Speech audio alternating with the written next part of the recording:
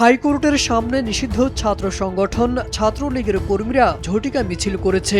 দেশের সর্বোচ্চ বিচার ব্যবস্থার সামনে এমন কর্মকাণ্ড দেখে অনেকেই ক্ষোভে ফেটে পড়েছেন, যেখানে 144 ধারা জারি করা হয়েছে সকল প্রকার মিছিল মিটিংয়ের ক্ষেত্রে। সেখানে একটি নিষিদ্ধ সংগঠন কিভাবে এমন কাজ করতে পারে সেই প্রশ্নই উঠে এসেছে সোশ্যাল মিডিয়ায়। বাংলাদেশ ছাত্রলীগের ফেসবুক পেজ থেকে এমন একটি ভিডিও প্রকাশ করা হয়েছে, যেখানে ক্যাপশনে লেখা ছিল, হাইকোর্টের সামনে সকল ধরনের সভা সমাবেশ মিছিলের উপর 144 ধারা ভেদ করে পুলিশ, র্যাব, সেনাবাহিনী ও বিজিবি সহ বিভিন্ন বাহিনীর সমন্বয়ে 4 স্তরের নিরাপত্তাকে বৃদ্ধাঙ্গুলি প্রদর্শন করে শেখ হাসিনার বিরুদ্ধে অবৈধ রায় প্রত্যাহারের দাবিতে ঝটিকা মিছিল করেছে বাংলাদেশ ছাত্রলীগ।